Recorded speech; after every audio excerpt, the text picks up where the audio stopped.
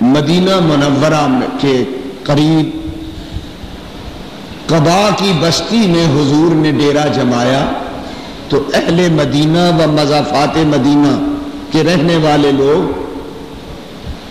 حضور کی زیارت کے لیے دوڑے ہوئے آئے. انہوں نے ایک عجب تماشا دیکھا.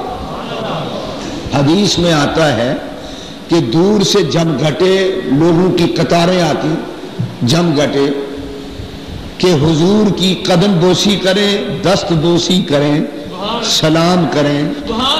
لیکن جب قریب آئے تو انہوں نے عجیب منظر دیکھا کہ دو یار بیٹھے ہیں، دونوں ایک جیسے ہیں.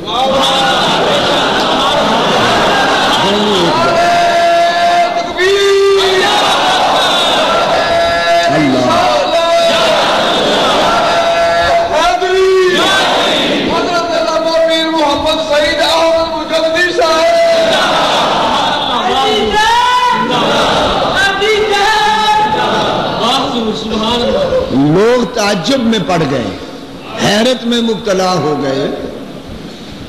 دور سے شوق سے آتے، قریب آ کے سلام کہتے. اب سوچتے پہلے کس کو ملے، پتہ نہیں یہ حضور ہیں کہ وہ حضور ہیں، پتہ نہیں ان میں حضور کون ہے، پتہ نہیں چلتا تھا. کیوں؟ لباس ایک جیسا، داڑیاں ایک جیسی، زلفیں ایک جیسی، رنگتیں ایک جیسی، سنگتیں ایک جیسی، رنگ ایک جیسا، ڈھنگ ایک جیسا، آہنگ ایک جیسا، چہرے پہ چمک ایک جیسی، لبوں پہ دمک ایک جیسی، آنکھوں میں جھلک ایک جیسی، جسم کی مہک ایک جیسی.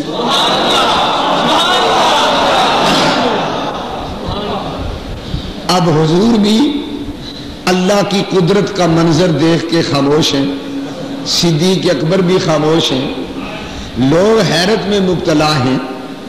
اب کریں کیا، کس کو پہلے ملیں؟ آداب کا تقاضا یہ تھا کہ جو آقا ہو اس کو پہلے سلام کریں.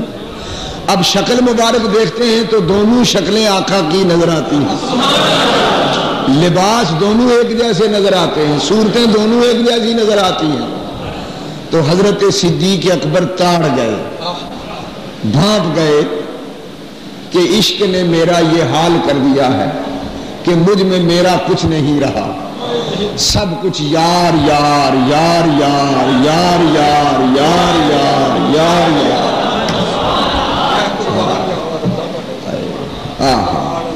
اتنی رمز پچھانو یارو، اتنی رمز پچھانو یارو، بہت قرا کی گلا، میں کروں ہتھ واغ بلوچے جدھر چلاوے چلا.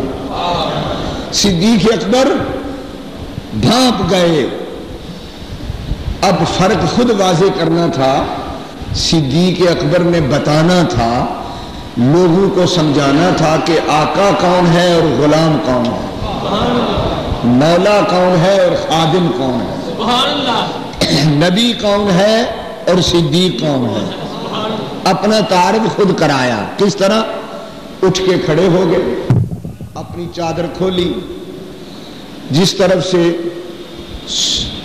سورج کی دھوپ آنے کا اندیشہ تھا اس طرف کھڑے ہو گئے، اور گرمی کی وجہ سے کچھ حبس تھا، اپنی چادر سے پنکھا جلنا شروع کر دیا. جب اپنی چادر سے حضور کو پنکھا جھلنا شروع کر دیا تو لوگ تڑپ گئے،